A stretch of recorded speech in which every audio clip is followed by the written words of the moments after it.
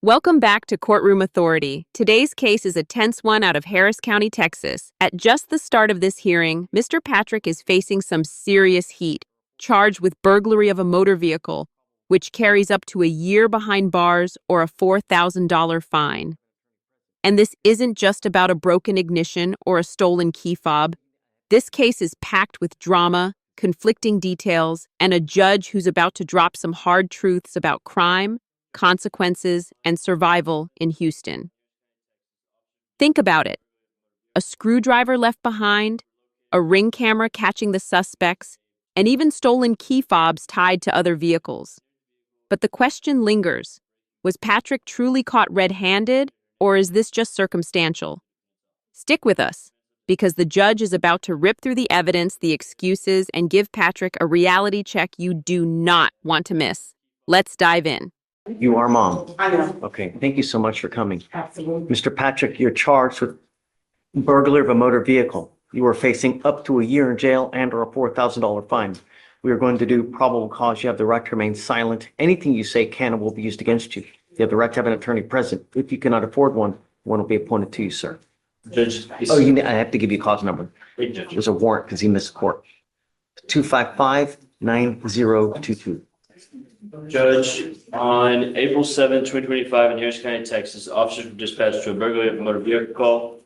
The defendants were located and matched the description the complaining witness gave to the officers. The complaining witness stated defendants entered the vehicle and tried to steal it by breaking the ignition cover. The complaining witness stated her neighbor was leaving for work and it scared the defendants off. The defendants left a screwdriver in the motor vehicle. The complaining witness stated the ring camera caught the incident. The co-defendant was found to have 2 key fobs on his person, and both key fobs belonged to other individuals. The screwdriver and gloves were found in the defendant's backpack, and a ski mask was found on the co-defendant's person. The defendant provided false information, and the defendant was eventually identified by mobile AFIS. There's so many holes in this thing. I mean, how do we know it was him? Was he in the car? Where did they catch him? Did they go running after him? I mean, Judge, if I can just... it's a complete disjointed. Serenity now. Serenity now! Serenity now! The law enforcement officers were dispatched and were given a description of 2 individuals by the complaining witness who had it on a ring camera of the individuals breaking into a vehicle. And Did they see him? Does the report say that they saw Mr. Patrick? just a description given, Judge. And then the law enforcement officers on dispatch located the 2 defendants nearby. Does it say that there, or are you assuming?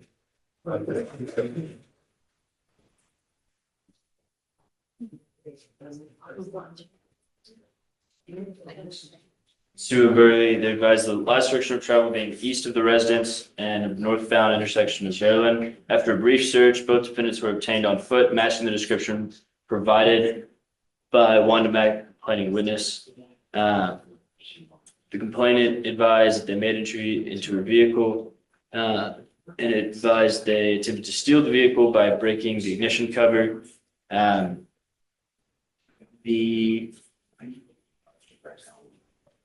Due to a manufacturing flaw, upon exposing the ignition, the vehicle can be started without the ignition key. The complainant advised her neighbor directly across was leaving for work, and both defendants began to leave on foot when they heard noise.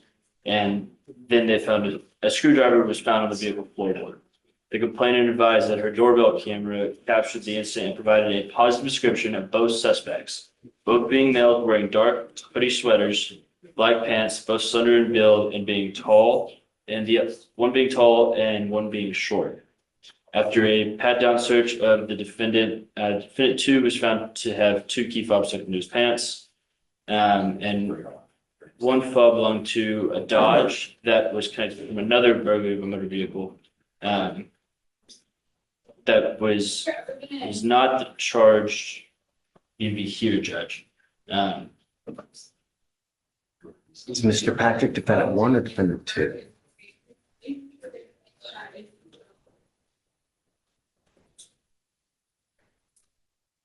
He's defendant 1, Judge.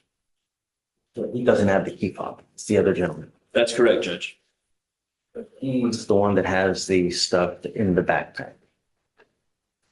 Just want to verify that, Judge. That's correct.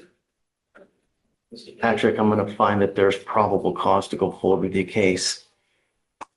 You live in Houston, dude. You don't live in another state. People like their guns and they like their cars.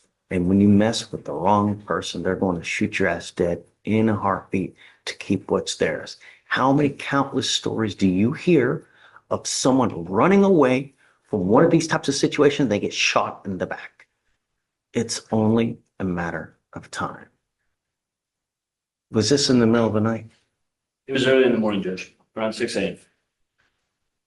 Patrick, I'm going to find that there's probable cause to go forward with the case. I am now going to put a whole host of conditions to make sure that you do not fall through the system or the cracks, because we don't need another statistic or we don't need another person dead.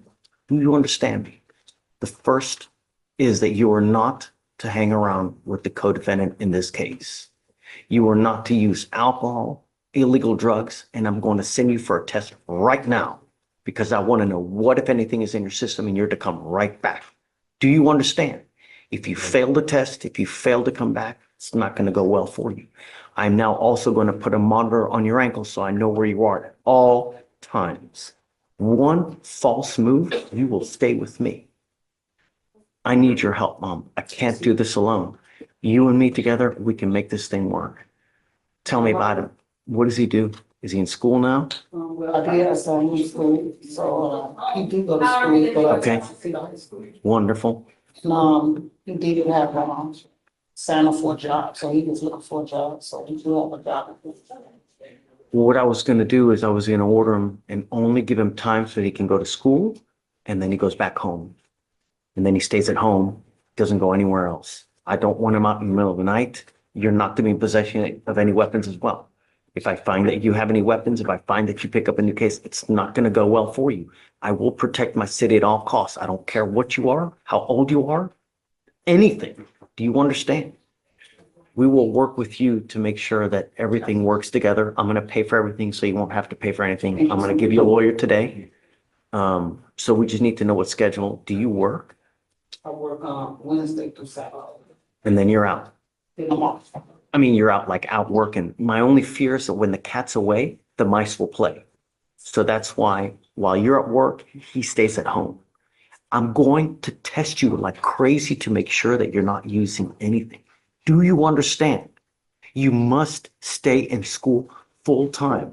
The GPS monitor will tell me where you are at all times. And if you leave school, try to skip class, I'm going to skip your bond. Do you understand? Okay. Shoot. So, just a couple of years on, so told him that, don't have to come to me right now, because he's not going to work for him. So, yeah, I wish to, Okay, so let me get your lawyer. We got to figure out a schedule because I don't want him out just hanging around and doing whatever. If he gets a job, then we can work with a schedule. But other than that, I probably just got to stay at home. You know, I don't want him out just screwing around because, you know, okay, we'll work together.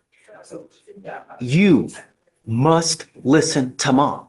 If Mom tells me that you start acting like a knucklehead, you will stay with me and you will earn your degree with me behind bars. Do you understand? If she tells you to jump, you ask how high. Do you understand, Mr. Patrick? Okay. All right, Mom. Please, and just hang tight and then we'll hook you up. That way.